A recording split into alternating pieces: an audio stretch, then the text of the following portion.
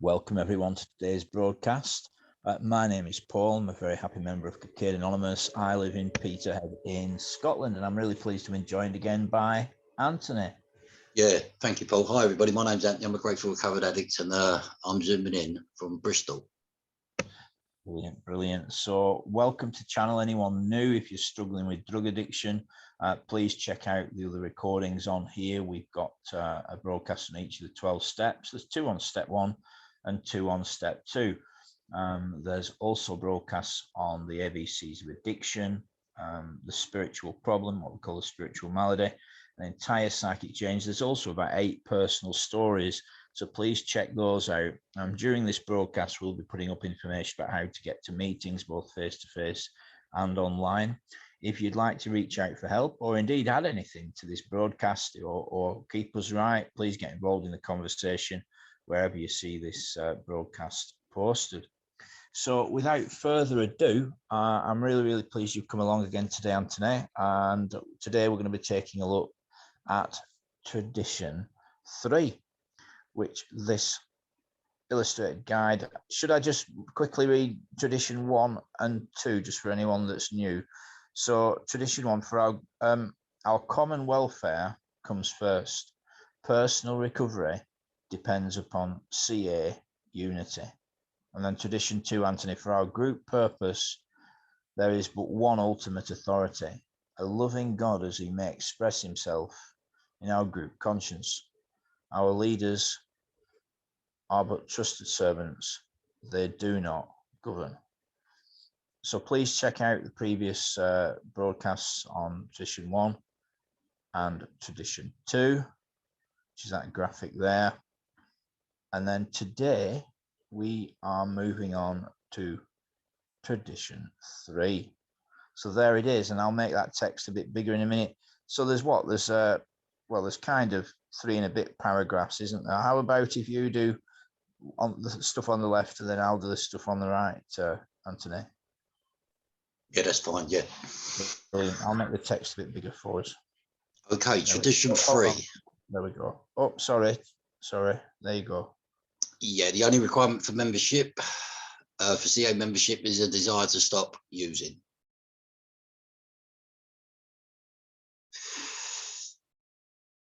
Right, okay. Isn't every organisation entitled to have rules for membership? Why did AA decide to forego the privilege to be inclusive, never exclusive? That's easy. Early members tried it the other way, and it just didn't work. As the fellowship was nearing its 10-year mark, the office that served as headquarters asked the groups to list their membership rules and send them in.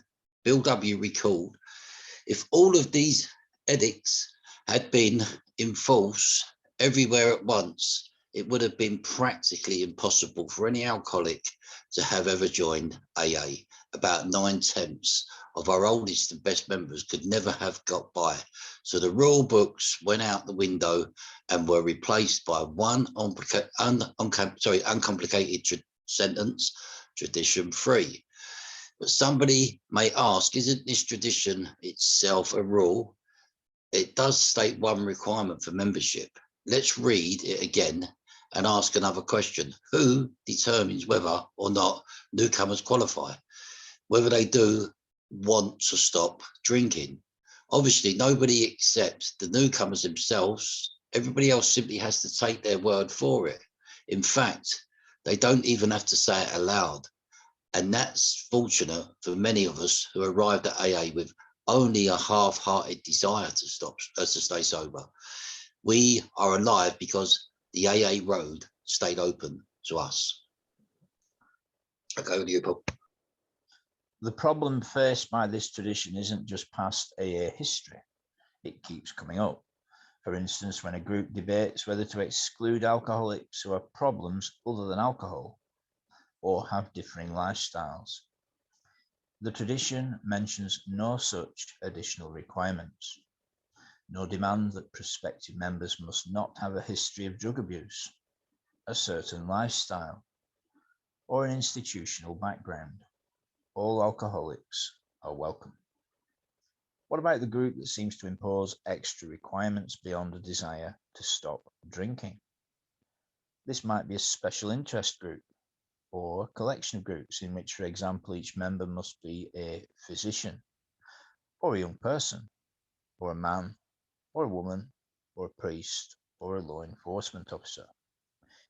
By their own account, those attending special interest groups consider themselves AA members first. They attend general membership meetings as well as those that fill their other individual needs, and they remain devoted to AA's primary purpose. These special interest groups offer only one instance of the diverse and inclusive membership within our fellowship. Our traditions allow unparalleled freedom not only to every AA member, but to every AA group. Shall we have a minute apiece at that while I get the other screen up? What's on your heart, Anthony? Yeah, this tradition 3 was created to protect the fellowship from outside influences and ensure that the meetings would maintain their primary focus and not be diluted by the influx of other issues or influences. For members Al-Anon, the only requirement is that you have a relative or friend with an alcohol use disorder. Both Alcoholics Anonymous and Al-Anon and CA open their doors and offer fellowships and NA to anyone who fits the eligibility outlined in Tradition 3, and generally leave the determination up to the individual.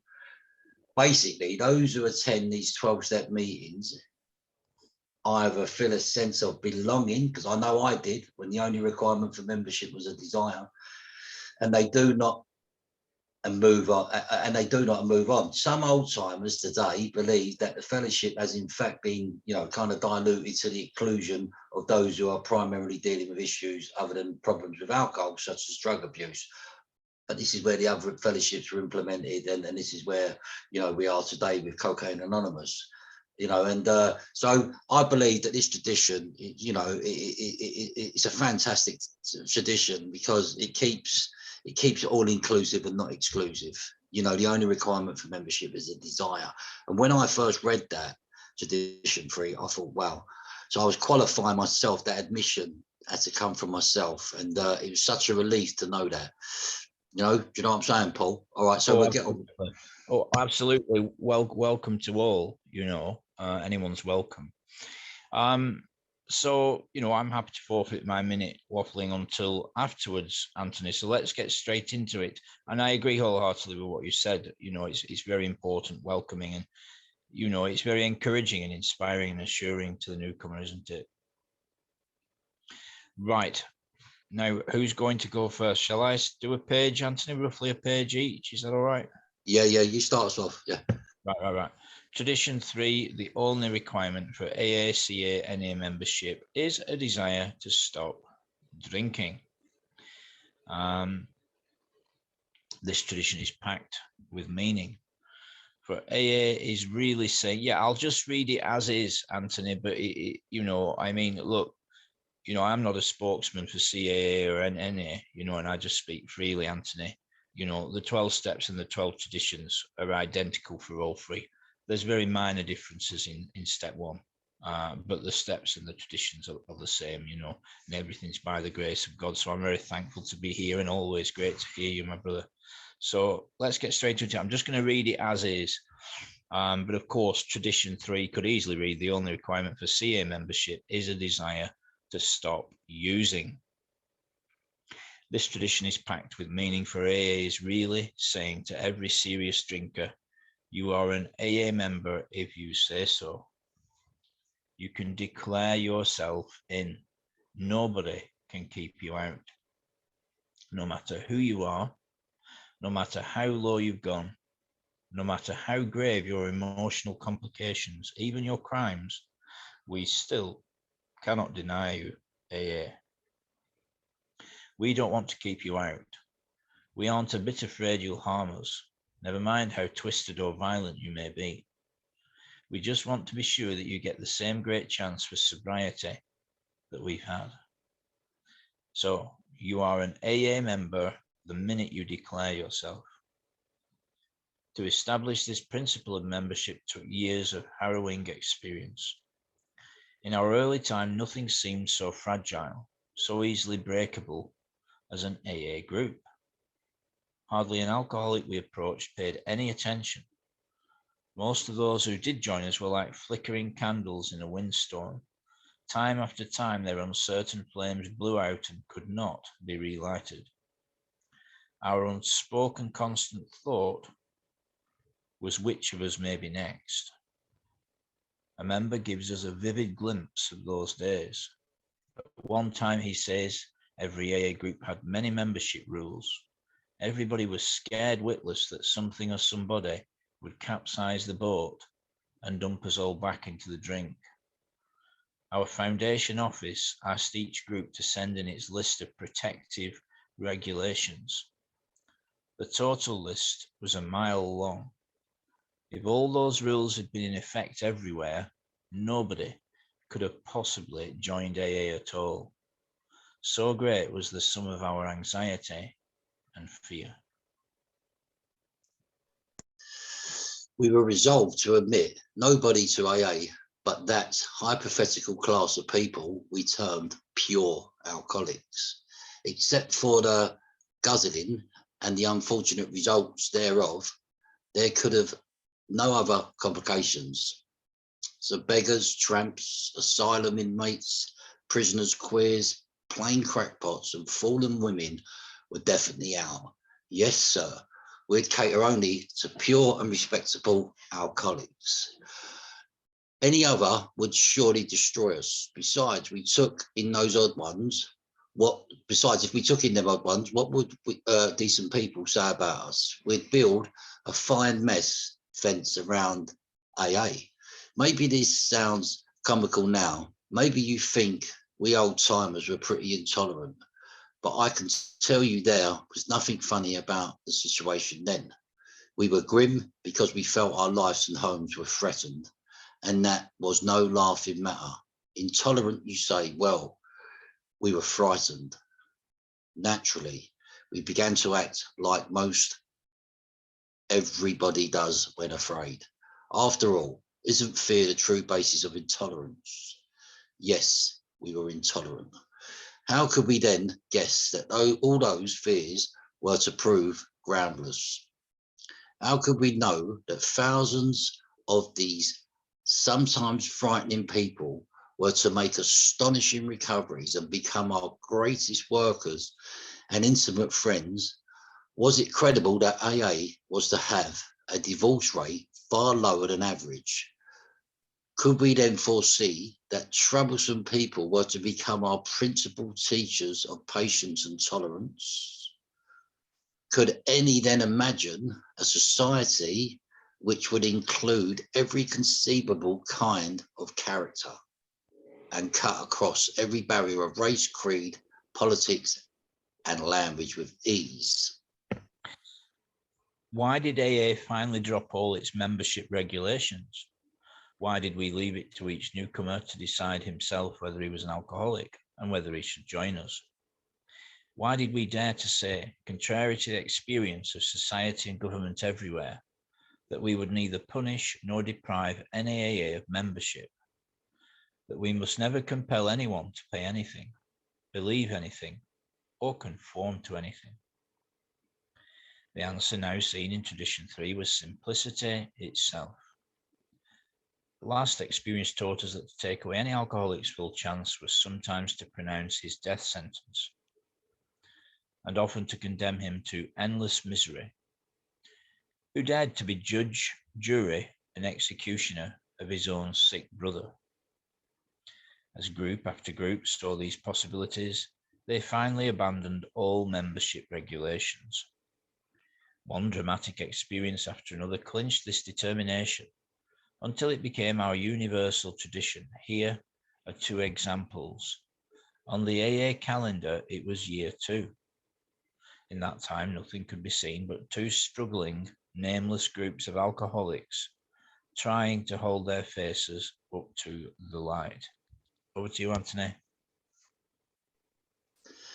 A newcomer appeared at one of these groups, knocked on the door and asked to be let in. He talked frankly with the group's oldest member. He soon proved that he was a desperate case and that above all, he wanted to get well. But, he said, will you let me join your group, since I am the victim of another addiction, even worse stigmatized than alcoholism?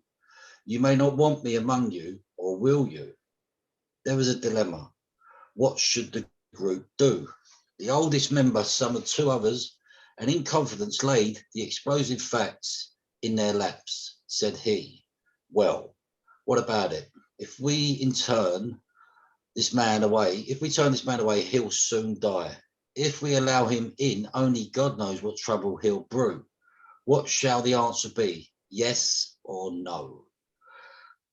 At first, the elders could look only at the objections. We deal, they said, with alcoholics only. Shouldn't we sacrifice this one for the sake of many? So went the discussion while the newcomer's fate hung in the balance.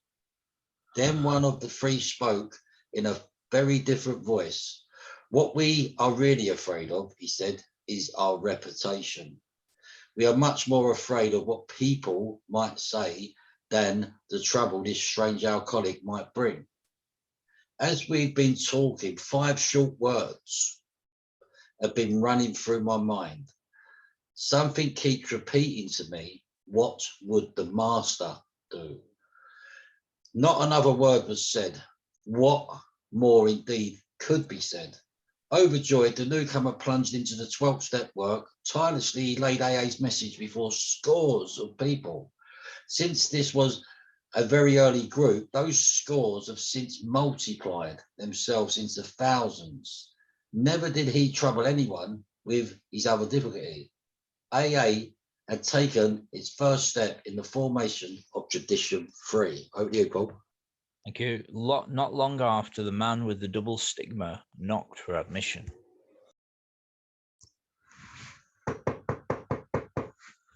AA's other group received into its membership a salesman we shall call Ed, a power driver, this one, and brash as any salesman could possibly be.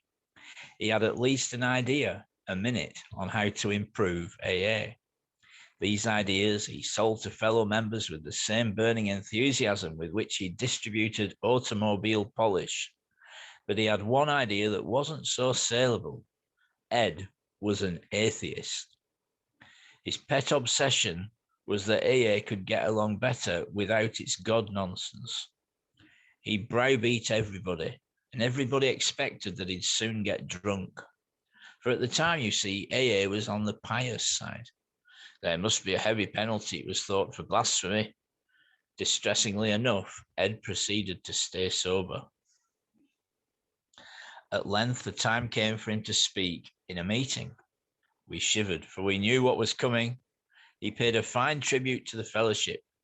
He told how his family had been reunited. He extolled the virtue of honesty. He recalled the joys of 12-step work. And then he lowered the boom. Cried Ed, I can't stand this God stuff. It's a lot of malarkey for weak folks. This group doesn't need it, and I won't have it. To hell with it. A great wave of outraged resentment engulfed the meeting, sweeping every member to a single resolve. Out he goes. Over to you, Anthony. The elders laid Ed aside. They said firmly, you can't talk like this around here. You'll have to quit or get out. With great sarcasm, Ed came back at them. Now do tell, is that so? He reached over to the bookshelf and took up a sheaf of papers. On top of them lay the foreword to the book, Alcoholics Anonymous. Then under preparation, he read aloud, the only requirement for AA membership is the desire to stop drinking. Relentlessly, Ed went on. When you guys wrote that sentence, did you mean it or didn't you? Dismayed, the elders looked at one another, for they knew he had them cold. So Ed stayed. Ed not only stayed, he stayed sober month after month. The longer he kept dry, the louder he talked against God. The group was in anguish so deep that all fraternal charity had vanished. When, oh when, groaned members to one another, will that guy get drunk? Quite a while later, Ed got a sales job, which took him out of town. At the end of a few days, the news came in he'd sent a telegram for money, and everybody knew what that meant.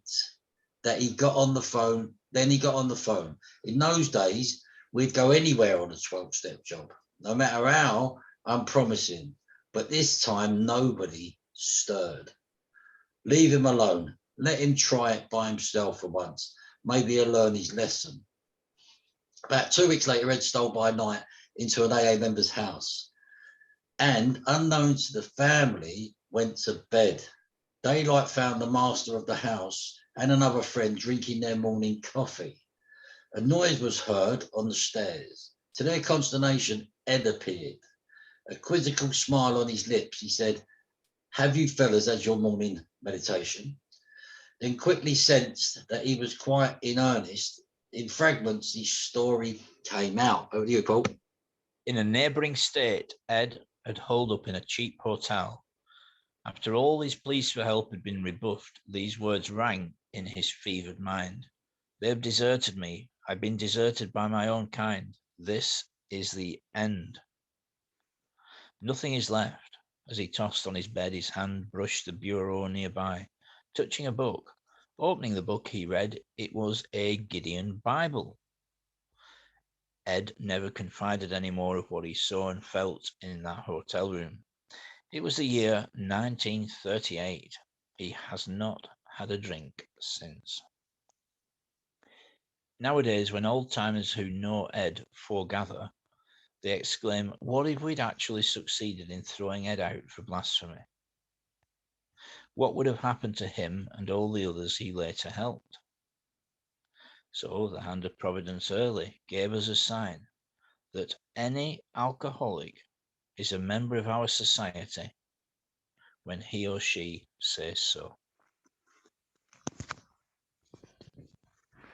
Well, I think you'll agree, Anthony, that's quite a stirring reading. Absolutely. You know, and it raises, well, it raises one or two other traditions in there as well. So before we get into it, can I just say, you know, if there is anyone new to Cocaine Anonymous, welcome. You can lose the desire to use drugs and find a new way to live. You know, miracles happen in the rooms of this recovery society. So please get yourself along to a face-to-face meeting, ideally. If not a Zoom meeting, information will be put up in this podcast shortly, probably in about 20-25 minutes. With some knowledge and information of how to get to meetings. We use other literature, and as I said, there are broadcasts on each of the 12 steps on this channel as well, and do reach out for help. You know, we are a society of men and women who meet regularly to help each other stay clean and to share quite how we stay clean in our process of recovery through these 12 steps. So to kick us off, Anthony, as we start discoursing the third tradition, you know, as I said to you before the recording, tradition 3 is not tradition 1. It doesn't say, right, you know, everyone's welcome, that's it, off we go. No, tradition 1 comes first. Our common welfare comes first. Personal recovery depends on Cocaine Anonymous unity. So it's the unity of people that have found sobriety, found a solution through working these 12 steps, and have crossed that bridge to normal living, or are crossing that bridge to normal living, and they form and meet together regularly to carry a message of hope, faith, and courage to the whosoever will may come.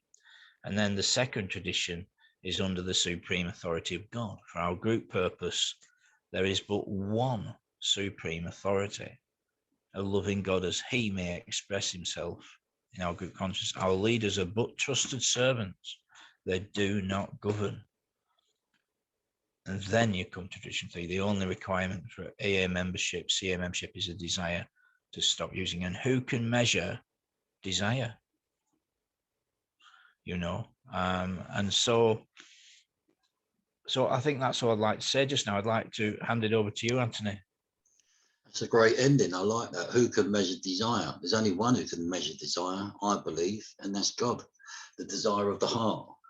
So this tradition is packed with meaning. You know, it's about eligibility, identity, equality, as you rightly said there, Paul. The first two traditions have got to be adhered to, and all these principles behind the traditions all adhere and intertwine with each other. And that's these spiritual principles is what keeps us going. You know, and I like what it says in the first paragraph. You know, it kind of touches on the promises. You know, it says, no matter how low you've gone, no matter how grave your emotional complications, even your crimes, we can't deny you. The only requirement, as we know, for membership is a desire. And it says it in the promises, no matter how far down the scale we have gone, we're going to see our experience can benefit others. And we're going to see that with these two illustrations that are actually used in this reading, in these passages. You know, it says, to establish this principle of membership on the second side of the paragraph took years of harrowing experience. So as we know, we read it in the literature, you know, it took a few years of harrowing experience, they're saying. In our early time, nothing seemed so fragile, so easily breakable as the AA group. Hardly an alcoholic, so fragile, easily breakable, the AA group. Hardly an alcoholic we approached paid any attention. Most of those who did join us were like flickering candles in the wind. You know, so people were coming in, they were going, they were coming in and they were going. And time after time, their uncertain flames blew out and couldn't be relighted. Our unspoken constant thought was, which of us may be next? So you got, you know, having a bit of empathy there, putting yourself into their shoes at first, you know, it must have been a bit of a harrowing experience, you know, and because you know, when I first come in myself and I kind of see the steps and see the traditions, the first time I looked at them I was about 25. Unfortunately, I didn't understand them. And 24 years later, when I got drove here by an act of providence, a divine intervention, and by the grace of God, you know, I looked at the traditions, and one that really stood out to me was the only requirement for membership is the desire to stop either drinking or using. And it says a member gives a vivid glimpse of those days. At one time, he says every AA group had many membership rules. Everybody was scared witnesses. Something or somebody would capsize the boat, because all it takes is, you know, a clash of ego, because this is what the traditions do. They do deflate the ego. They create diversity. They create equality, you know, and so you can imagine back then when they didn't have the traditions in place. And it says everybody was scared witness that something or somebody would capsize the boat and dump us all back in the drink. Our foundation office asked each group to send in its list of protective regulations. So you can imagine the list that was made there, and you know, the extreme and excessive thinking. The total list was a mile long. If all those rules had been in effect everywhere, nobody could have possibly joined AA at all. So great was the sum of our anxiety and fear.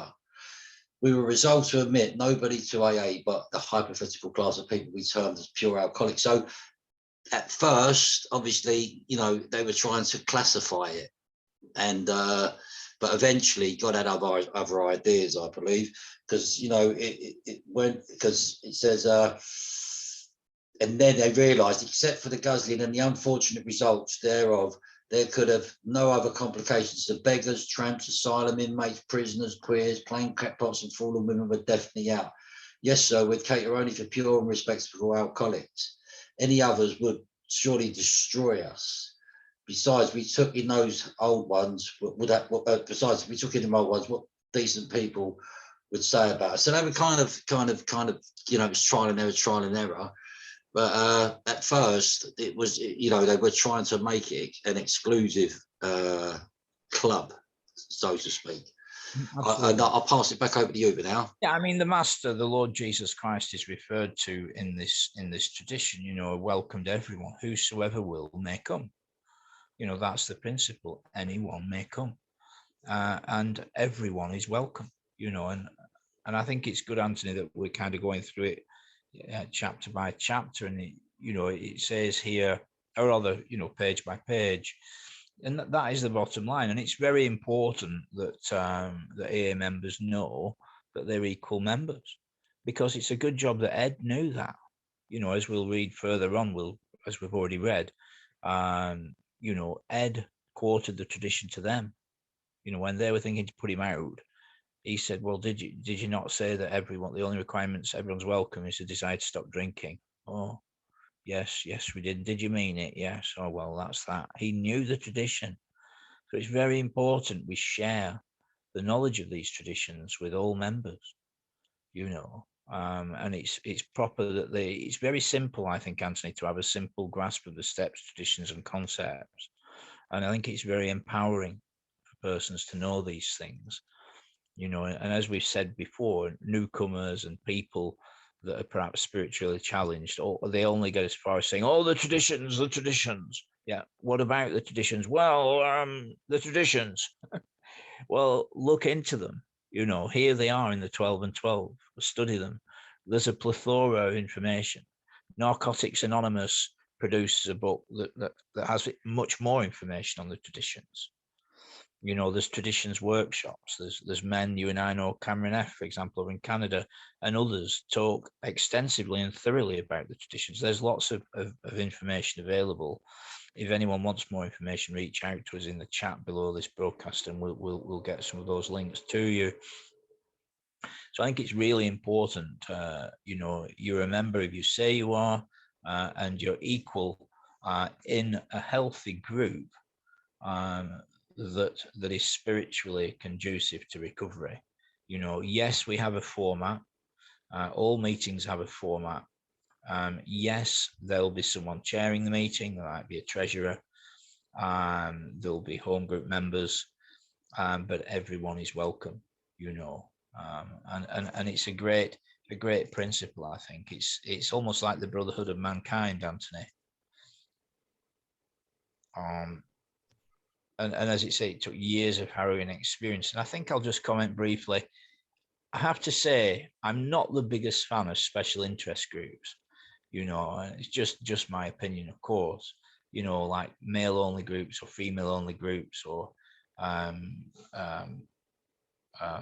based on sexual preferences, or even upper class meetings. There are for the wealthy bankers meetings or police meetings.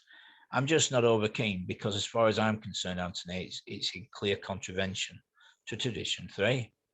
However, they exist, and I'm thankful. I'm particularly thankful for the proliferation of women's meetings, because women don't often want to be around a lot of men who perhaps have been rotters in their drinking and using history. Yeah, so I can very much understand that, and so on that basis, I suppose I ought to understand the male-only meetings. However, I have to state that, as regards this tradition, they do appear to contravene it. And I like what it says there, like flickering candles in a windstorm. We've got to be gracious to all. People come in full of chaos and carnage and distress, confused, and then they've often got a problem with the steps, a problem with the wording, mention of God. They might have a problem, copper resentment with other addicts in the room, and we've got to be gracious. They'll want to change AA, CANA, they'll want to change the steps, the traditions, the format. They'll often be disruptive and hard work.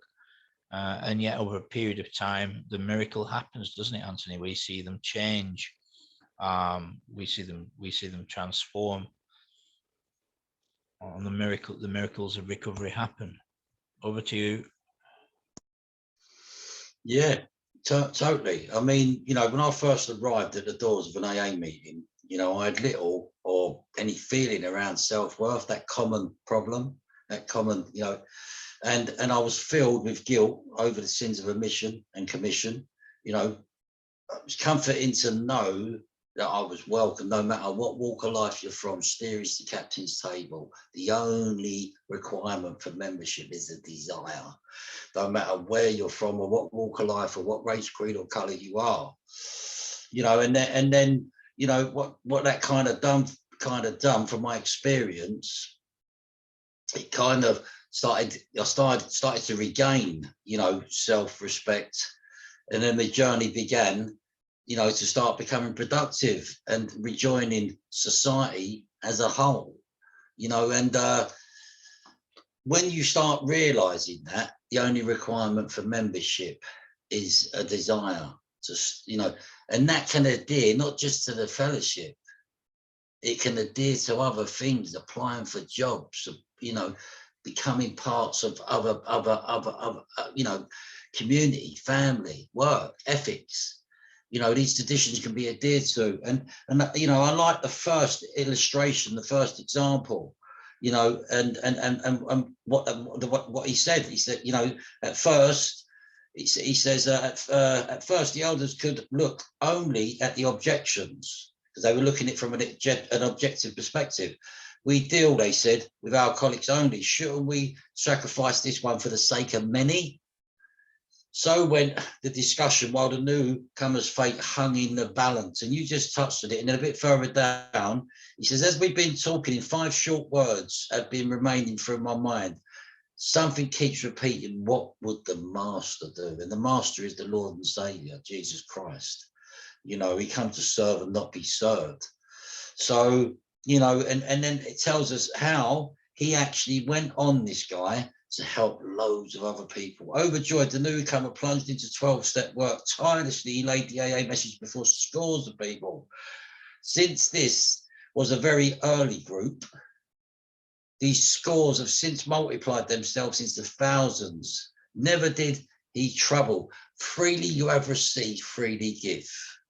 And I do believe that God works in mysterious ways as well. So where they try to make it all exclusive, I do believe that was ordained by God, that him turning up at that door that day and to show them, And then you've got the illustration with Ed, which is great, which you touched on as well, Paul. And look what happened. I mean, Ed, rightly so, did. He did quote and tradition free, which is everyone's entitled to do. The only requirement for membership is a desire to stop either drinking or using. That's the only requirement, and it keeps us all on a level footing. It keeps us all on a level playground. Because I can't start thinking I'm better than the man that's just coming across the threshold, because I'm a bit further along on my journey, because I was where he once was. The less I do for my brother, the less you do for me. I've got to make sure that I'm taking the plank out of my own eye before I take the speck out of the brothers or the sisters. I was there. A kernel of wheat must die before it can grow up. So I'm here to serve, and that's what we're here to do. And then it's great what happened to Ed. If you look at what it says towards the end, it says, so he did drink again, Ed, right? Very, from what it tells us in this literature and what it tells us in this chapter, he was quite obnoxious, he was arrogant, and it was only a matter of time, and the other members, the early predecessors, kind of knew that. And then, as he tossed on his bed, his hands brushed the bureau near by, touching a book. Opening the book, he read. It was a Gideon Bible. Ed never confided any more of what he saw or felt in the hotel room. It was a year of 1938. He hadn't had a drink since. Nowadays, the old timers who know Ed foregather, and they exclaim, "What if he actually succeeded? What if we actually succeeded in throwing Ed out for blasphemy?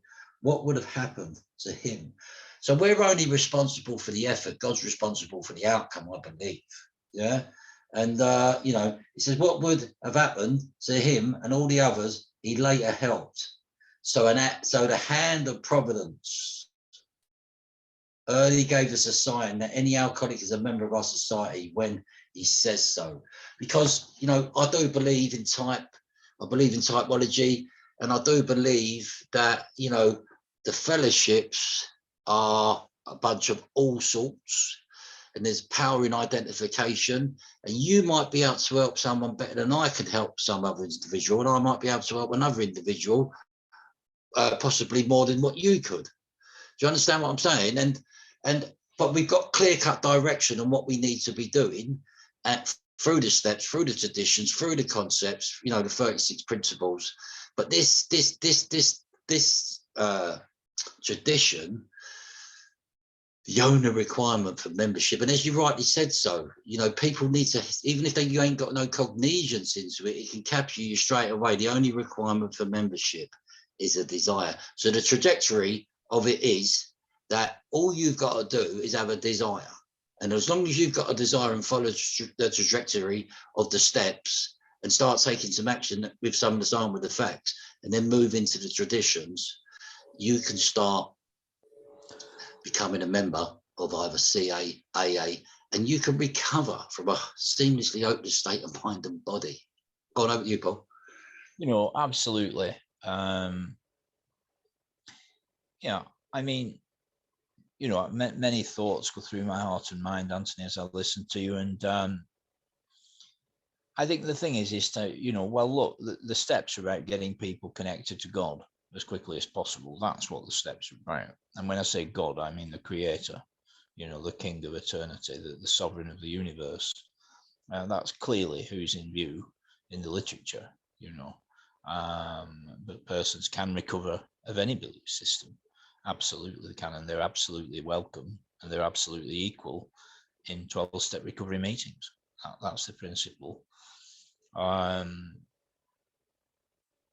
You know, and we've got to trust in God.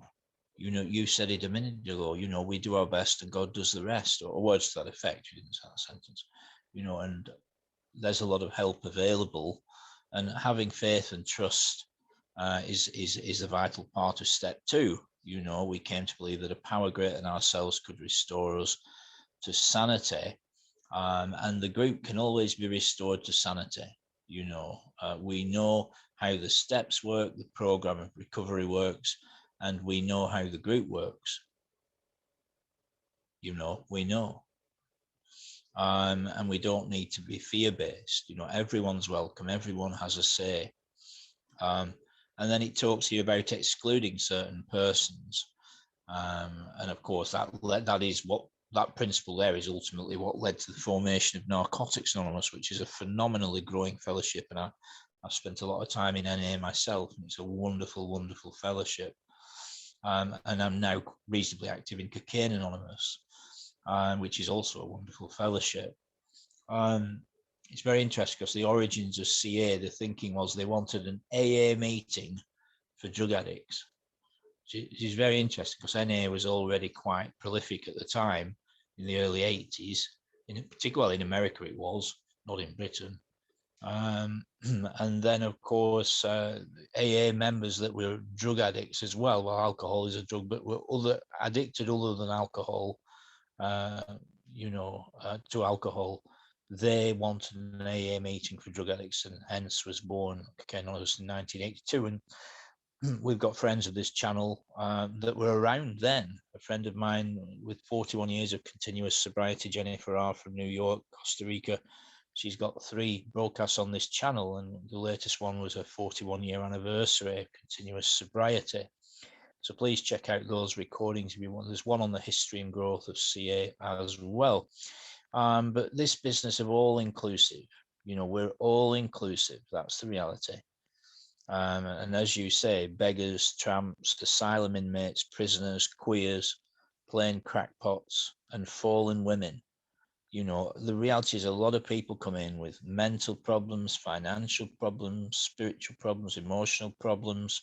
You know, some people are almost as though they're possessed, heavily oppressed, confused and deluded, not knowing a way out. You know, and our responsibility, Anthony, is to have a spiritually conducive atmosphere where they can hear the message of hope, faith, and courage, and find some identification, you know, and hear a solution and hear about the 12 steps. And indeed, it's very interesting that it says there that we only cater to pure and respectable alcoholics. The reality was that early AA was wealthy, middle and upper class Americans, wasn't it? You know, that's the reality. But now, you know, it's wonderful that everyone is welcome. And a lot of it was fear-based. So they came up with these very simple traditions.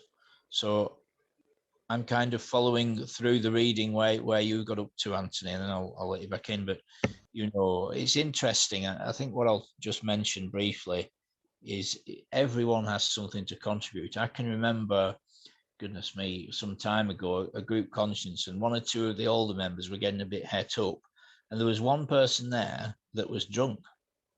Now normally, you know, well, it depends. This is another thing. Everyone's welcome, but in some meetings, you're asked not to share if you're under the influence. But on this particular day, this woman just said one thing towards the beginning of the group conscience, and what she said was absolutely spot on. It was exactly what the group needed to hear, you know, and it was most ironic, you know, and I was just thankful that there was a spiritual atmosphere that was not legalistic and restrictive, where she felt she could share, and the gift was what she said was spot on, Anthony. So, you know, everyone is precious to God. You know what I mean? 8,000 million humans preserved. I mean, people need to get right with God, you know, and like Ed, get themselves the word of God, the scriptures, and find out who they are and who God is and what the hell's going on. We know that. But our primary purpose is not that. Our primary purpose is to carry a message of hope, faith, and courage pertaining to physical sobriety. And it's a wonderful, wonderful thing. Over to you, beloved. Yeah, I rightly agree. You know, we need to be carrying that message with hope, hearing other people's experience, hold on, pain ends, giving people inspiration through the enthusiasm of the God within ourselves, you know, to be able to impart this message and let people know I was where you were. I was of that hopeless variety. I was a heroin addict. I was a crack addict. I was a prescription drug addict. I was an alcoholic. I was a, you know, pill popper. But I'm not there today by the grace of God and adhering to these principles, because I found out the only requirement for membership was the desire to stop using or boozing. And I like what you said about the early predecessors in Cocaine Anonymous. I mean, off the back of the book, there's been so many fellowships, but Cocaine Anonymous, it was first formed in 1982 for people who seek recovery from drug addiction. And it's patterned very closely after Alcoholics Anonymous, because as you said, they only wanted to start an AA meeting.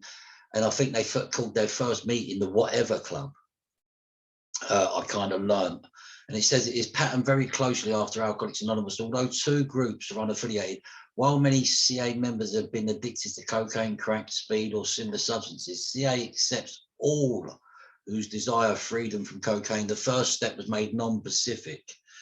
And it was formed by a guy in Los Angeles in 1982. And his name is Johnny Siegel and 7 others.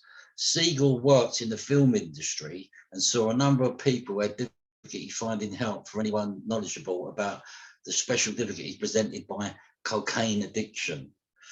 But, you know, it was formed because of some people, as you rightly said, the early predecessors were like middle class, Christian wealth, come from wealthy background or whatever. And but then, you know, we read it in further on and we read it in the literature.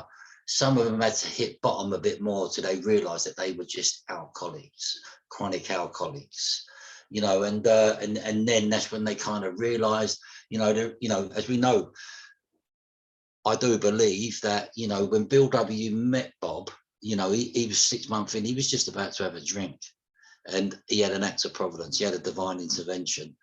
And he kind of, you know, got, when he got something to eat and knew that he had to carry this message to somebody, you know, and that turned out to be the Akron physician, you know, and the Akron physician went on to help a lot of people in that 15-year period. He helped over 5,000 men and women in the 15-year period he was sober, you know, and Bill W., you know, he went on to help a lot of people as well.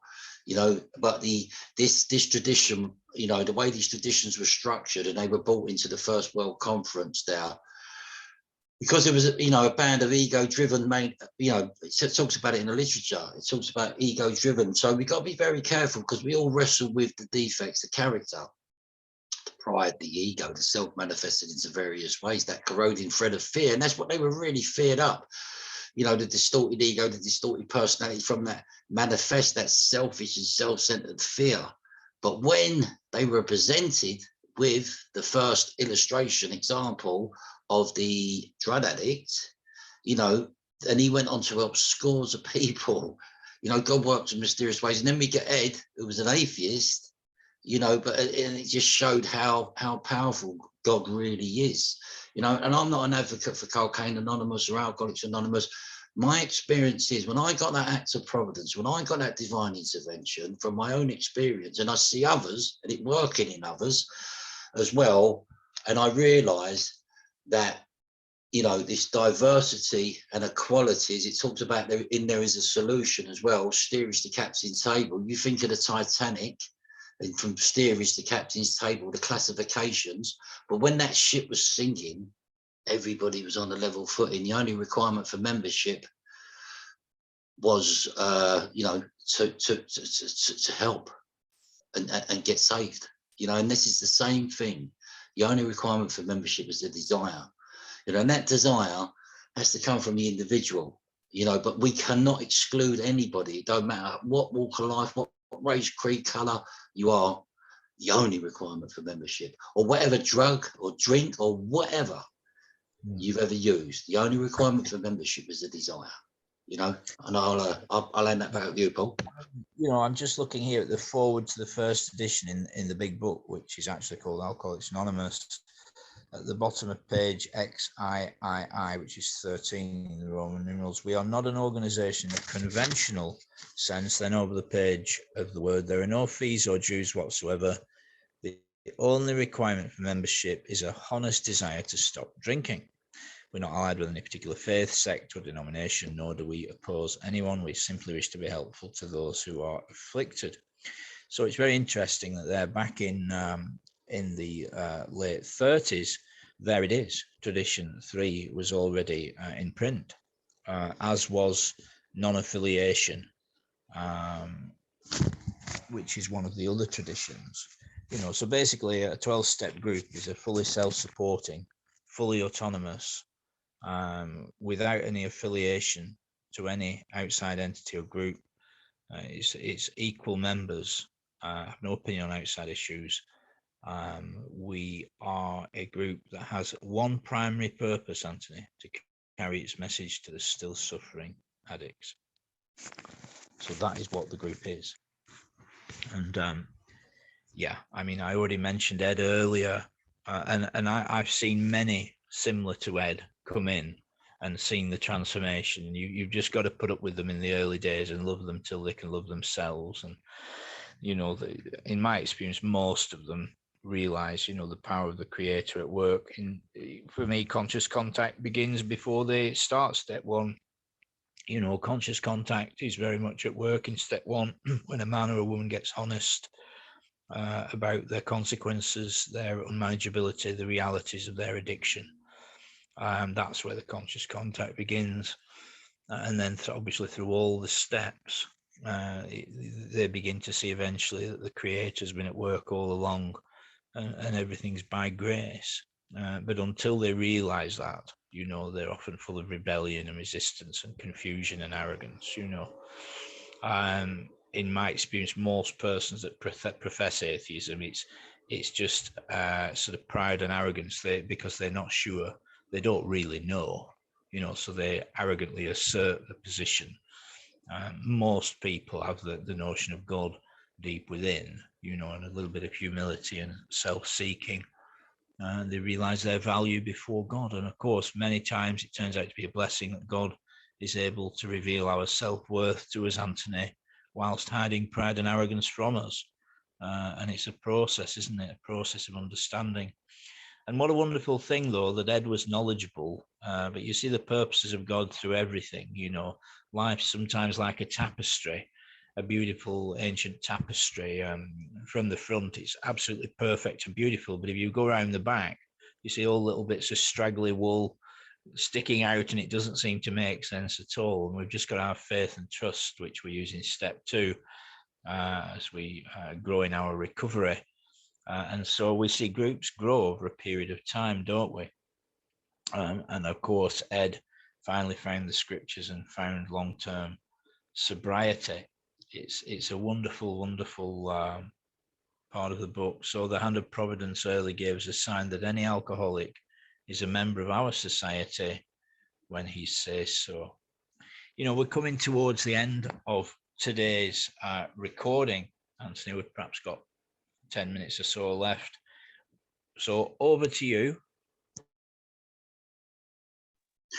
Yeah, okay. I mean, look, you know, all these traditions are all about the group, right? But this, as you rightly said, I've seen it in my time. I've seen people come in and I've seen a transformation through the stages, phases, and the transition of them working the steps. And it talks about it in the literature.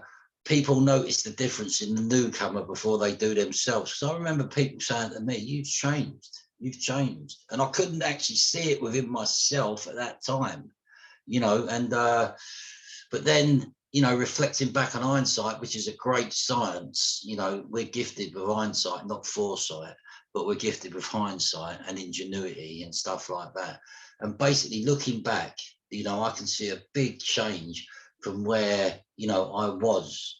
I'm coming up for 7 years on the 25th of this month, and by the grace of God, and adhering to these principles with someone that was armed with the facts and adhering to them on a daily basis, and realizing I can never rest on my laurels. You know, yesterday's victories is just for today.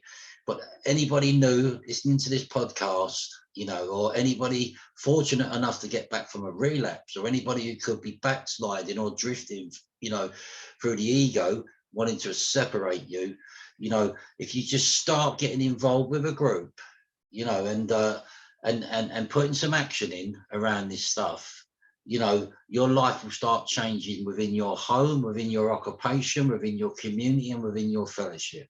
And the fellowship, you know, is where it teaches us to live in the world, the bridge to normal living, from bridge to shore, you know, and it's an amazing fellowship.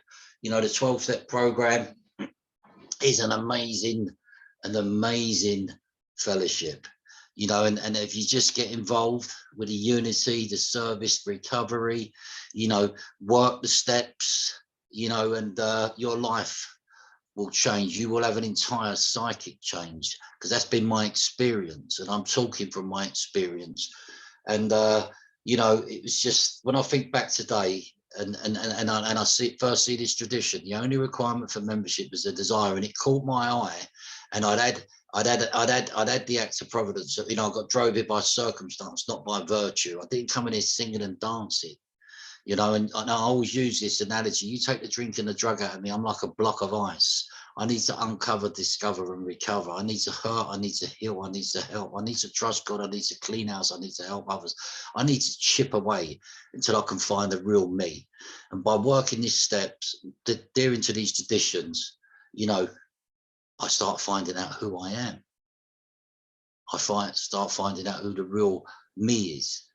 You know, because it's very common that most addicts and alcoholics lose their identity, you know, due to active alcoholism or active drug addiction. You know, and so I just want to try and encourage anybody. The only requirement for membership is a desire to stop. I'll leave it there. And it, you know, it's interesting what the tradition says by omission. You know, it's not that a human being agrees with me and Anthony on every detail and minutiae of how we perceive 12-step recovery. So it's not the only requirement for membership is that you agree with Paul's way of taking you through the 12 steps. It's not the only requirement for membership is that you agree with how we perceive tradition 1. You know, it's not, well, you have to, I mean, you and I know, Anthony, there's over a dozen ways to take people through the 12 steps. Absolutely. You and I know people that take people through the 12 steps in 4 hours. Of course, they can't make all their amends in 4 hours, but they do get through the steps in 4 hours, largely apart from the amends process. And then we know people that spend months on step 1, for example, you know, but it doesn't matter, you know, it doesn't matter when it comes to attendance and group membership. You know, you don't have to toe the line. You don't have to agree on many things. You're a member if you say you are, that's it. You know, and that's the wonderful principle of equality. There's no hierarchy. you know, everyone's welcome. I've got up on the screen some information about meetings. At the top, there's 3 web addresses. Bear in mind, you can pause and rewind and share this video with us whoever you will. At those web addresses at the top there, you'll get information about face-to-face and online meetings. If you're in Britain, the address in the top centre there, cocaineanonymous.org.uk, has lots of information about face-to-face and online meetings that are on every day. The meetings in Sky Blue are on every single day. If you go to the top left, underneath the pink box, the Breakfast Club every morning, 7:30. Underneath that, Great Gratitude every morning, 9:30. Pop-up Recovery every morning, 10:30. Weekend Recoveries on at 2 p.m. every day, 8 p.m. every day. Over to the top right, Daily Reprieve every night, 9:30. Reaching Out every night, 11. Tazana every night at midnight. So that's 8 meetings that are on every single day, and everyone's welcome. Wherever you are on the globe, everyone is welcome, you know, everybody. So come along to a Zoom meeting. If you've never been to one, don't be fearful. You don't need to put your camera on. Only about 1/5 of attendees put their camera on. Don't feel you'll need to say anything. You don't even have to talk. If you don't want to, you can just listen quietly. Conversely, if you'd like to share, that would be wonderful, and you'll hear a message of hope, faith and courage, a message of sobriety and a message of freedom. So come along to a meeting by all means. Please check out the other recordings. Please stay connected and stay safe out there. Anthony, that brings us pretty much to the end of today's recording, but I'd just like to hand it back to you for a minute or two, just for any, you know, summarizing thoughts you have. Yeah, summarise, just recap on the first 2 traditions, really. Our common welfare should come first. Personal recovery depends upon CA unity. So tradition 2, for our group purpose, there's one ultimate authority, a loving God as he may express himself in our group conscience. Our leaders are but trusted servants, they do not govern. And the only requirement for CA membership is a desire to stop using cocaine or any other mind-altering substance. So, you know, we will be moving forward with the rest of the other 9 traditions on our future podcasts, God willing. And just want to say have a good day and God bless. Thanks so much, Anthony. And you know, recovery is a wonderful thing. It's a great process, and you know, we learn about ourselves. We get some power and some wisdom, serenity and courage active. You know, and the miracle happens. We can get free and stay free. You know, long-term sobriety is possible, one day at a time. You know, we learn about alcoholism. We learn about sobriety. We learn about the problem with our thinking. And you know, we learn to live live life one day at a time. We live our way into right thinking. You know, the power and wisdom and grace of God comes into our spirits, which gives us clear thinking and right living. And you know, these wonderful things we hear about in meetings every day, and it's just a privilege. So look, family, thanks for tuning in today. Please stay safe, stay connected, and Anthony, as always, much love, brother. Okay, bye everybody. Thank you. God bless. Bye-bye.